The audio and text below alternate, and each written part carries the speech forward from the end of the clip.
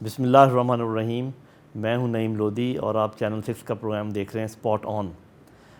آج جتنے بھی لوگ باشعور ہیں پاکستان کے وہ دوہرے غم میں مبتلا ہیں. پہلا غم تو یہ ہے کہ جس طریقے سے سیلاب کی تباہ کاریاں ایک قدرتی آفت نے ہمیں لپیٹ میں لیے ہوا ہے. تقریباً آدھا پاکستان جو ہے وہ پانی میں ڈوبا ہوا ہے. لاکھوں لوگ بے گھر ہو گئے, 1000 سے اوپر لوگ جان کی بازی ہار گئے اور بہت زیادہ نقصان ہوا مویشیوں کا اور باقی مال کا.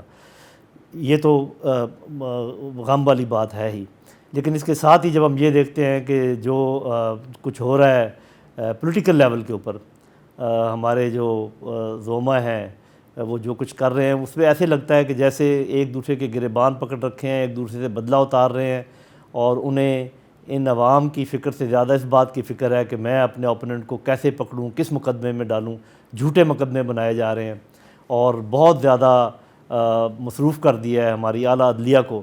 ہر چیز وہاں پر لے جائے, اپنی سیاست کو آپ یوں سمجھیں کہ عدلیہ میں لے گئے ہیں. کہیں کسی کی ضمانت ہو رہی ہے, کسی کی ضمانت مسترد ہو رہی ہے, کسی کا ریمانڈ دیا جا رہا ہے, اور یہ ساری آپ کو تفصیلات معلوم ہے. اس میں کیا ظلم ہوا, کس کے ساتھ ظلم ہوا, اس میں زیادہ تفصیل میں جانے کی ضرورت نہیں ہے. اب دیکھنا یہ ہے کہ یہ جو وجوہات ہیں سیلاب کی یہ کیا ہو سکتی ہیں. صاف ظاہر ہے اس میں تو کوئی شک نہیں کہ یہ ایک آفت ہے جو کہ قدرت کی طرف سے ہے. وہ ٹھیک ہے, میں بھی ان لوگوں کے ساتھ ہوں ایکسکیوز می جو یہ سمجھتے ہیں کہ ہمیں اللہ تعالیٰ سے معافی مانگنی چاہیے اور بحیثیت قوم ریفلیکٹ کرنا چاہیے, دیکھنا چاہیے کہ ہم سے کیا کوتاہیاں ہوئی, اور بے شمار ہوئی ہیں, اس میں کوئی شک نہیں. لیکن اللہ تعالیٰ کی ذات بہت رحیم و کریم ہے, اس سے جب بھی آپ پناہ مانگیں گے, معافی مانگیں گے, امید ہے وہ معاف کر دے گا. اس کے علاوہ اور بہت ساری چیزیں ہیں ہمارے دیکھنے کی. پہلے تو یہ بہت سارے لوگ اس بات کا ذکر کرتے ہیں کہ شاید سندھ طاس کا معاہدہ جو ہے کوئی غلط معاہدہ ہوا تھا. تو یہ بات میں بتانا چاہوں گا کہ جب سندھ طاس کا معاہدہ ہوا 1960 میں, اس وقت یو این کا جو انٹرنیشنل واٹرز کی ڈسٹریبیوشن کا معاہدہ ہے وہ موجود نہیں تھا, جس کی غیر موجودگی میں یہ معاہدہ ایک اچھا معاہدہ ہے. یہ الگ بات ہے کہ اس میں کچھ شکیں ایسی ہیں جس کی وجہ سے ہم تھوڑا سا پرابلم میں آ جاتے ہیں. ایک تو ہے نان کنزمپٹیو یوز, کہ جتنے مرضی وہ بیراجز بنا لے ہندوستان, اس پر کوئی اعتراض ہم نہیں اٹھا سکتے کیونکہ وہ اس کو نان کنزمپٹیو یوز کہتے ہیں کہ وہ بجلی بنائیں گے اور پانی دوبارہ آپ کی طرف بھیج دیں گے. لیکن ہوتا یہ ہے کہ خشک موسم میں وہ پانی جمع کر سکتے ہیں اور ویٹ موسم میں وہ پانی چھوڑ سکتے ہیں. تو یہ جو سائیکل خراب ہو جاتا ہے یہ کافی اپسیٹ کرتا ہے معاملات کو. اس بات کو ہم یہاں چھوڑتے ہیں. دوسری بات یہ ہے کہ ہمارا جو کنسٹرکشن کا نظام ہے اور اس کا جو کوالٹی کنٹرول ہے یہ بہت ہی پور ہے, کہ جب آپ کی سڑکیں بہہ جاتی ہیں, جب آپ کے بند بہہ جاتے ہیں تو ہم سمجھتے ہیں یہ قدرتی آفات کی وجہ سے ہوا. وہ بھی ٹھیک ہے, لیکن اس میں بہت بڑا ہاتھ ہمارے جو ڈیزائنرز ہیں, ہمارے جو کنسٹرکشن کرنے والے ٹھیکیدار ہیں, ہمارے جو انجینئرز ہیں, ان کی سپرویژن کرنے والے, ان کی ذمہ داری بھی ہے. یہ پل ایسے بہہ جائیں کاغذ کی طرح اور یہ اڑ جائیں جو آپ بند باندھیں, یہ کوئی عام بات تو نہیں ہے. اس کی تحقیقات ہونا ضروری ہیں. تیسری بات جو میں یہ چاہوں گا کہ اب یہ معاملہ کیسے اس کو حل کیا جائے جب یہ ہم اس آفت میں پھنس گئے ہیں. Excuse me. تو پہلی بات تو یہ ہے کہ پوری قوم کو یکجا ہو کر اس آفت کا سامنا کرنا ہے اور جتنے ریلیف ایفرٹس ہیں ان میں حصہ لینا ہے. مجھے تو یہ ایسے نہیں لگتا کہ جو جماعتیں ہیں, سیاسی جماعتیں, یہ آپس میں یکجا ہو کر یہ کام کر پائیں گی. وہ تو اپنا اپنا الو سیدھا کرنے میں لگی ہوئی ہیں.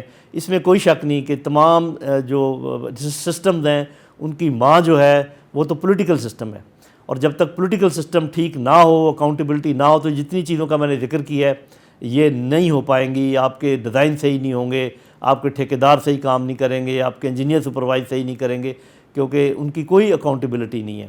اور اگر کوئی پکڑا جائے تو اس کی سزا نہ ہونے کے برابر ہے. ہمارے جو مسائل ہیں آپ کو پتہ ہے کہ مقدمے سالہ سال چلتے ہیں. تو مجھے ایسے لگتا ہے کہ اس وقت ضرورت اس بات کی ہے کہ فوری طور پہ یہ سارا انتظام جو ہے صرف سیلاب کی ریلیف آپریشنز کی میں بات کر رہا ہوں وہ فوج کے حوالے کر دیا جائے. پورا ملک اس سلسلے میں فوج کے حوالے کر دیا جائے. فوج, ایئر فورس اور نیوی مل کر یہ کام کریں, اور وہ اپنے ریزروسٹ کو بھی بلا لیں, اور جتنی اور تنظیمیں کام کر رہی ہیں, بہت زیادہ لوگ کام کر رہے ہیں, الخدمت ٹرسٹ ہے اور لوگ بھی ہیں, ان سب کو ایک اوور آل ڈائریکشن کی ضرورت ہے. کوارڈینیشن کی ضرورت ہے. بہت لوگ ہیں جو مخیر حضرات جو چندے بھی دے رہے ہیں, اشیاء بھی دے رہے ہیں, لیکن ان کو سٹریم لائن کر کے ان کو ہر جگہ پہنچا کے, صحیح جگہ پہنچا کے, تاکہ ڈپلیکیشن نہ ہو, ٹرپلیکیشن نہ ہو, ہر ایفرٹ ایک آرگنائز طریقے سے ہو, کوارڈینیٹڈ طریقے سے ہو. یہ کام مجھے یقین ہے کہ فوج کے علاوہ اور کوئی نہیں کر پائے گا. جتنے ہیلی کاپٹرز ہیں جس کے پاس بھی ہیں, نیوی کے پاس, آرمی کے پاس, ایئر فورس کے پاس, باقی جو نجی تنظیمیں ہیں ان کے پاس, پی آئی اے کے پاس, ان سب کو یکجا کر کے ایئر فورس کے انڈر دے دینا چاہیے اور ایک سینٹرلائزڈ کمانڈ بنائی جائے. جہاں بھی ضرورت پڑے یہ وہاں پر پہنچے. حکومت کو مین کام یہ کرنا پڑے گا کہ جو فیول ہے, پیٹرول اور ڈیزل کی جو ضرورت پڑے گی وہ فراہم کرتی رہے. تو میرا خیال ہے کہ یہ کام ہو سکتا ہے. تو بس یہ 3 چیزیں میں کہنا چاہ رہا تھا. ایک تو یہ کہ اللہ تعالیٰ سے ہمیں رجوع کرنے کی ضرورت ہے. دوسرا یہ کہ قوم دیکھ رہی ہے اپنے سیاسی لیڈران کو کہ وہ اس موقع پر کس طریقے سے بیہیو کرتے ہیں اور کیا وہ قوم کی طرف توجہ دیتے ہیں یا اپنی کرسیوں کے چکر میں پڑے ہوئے ہیں.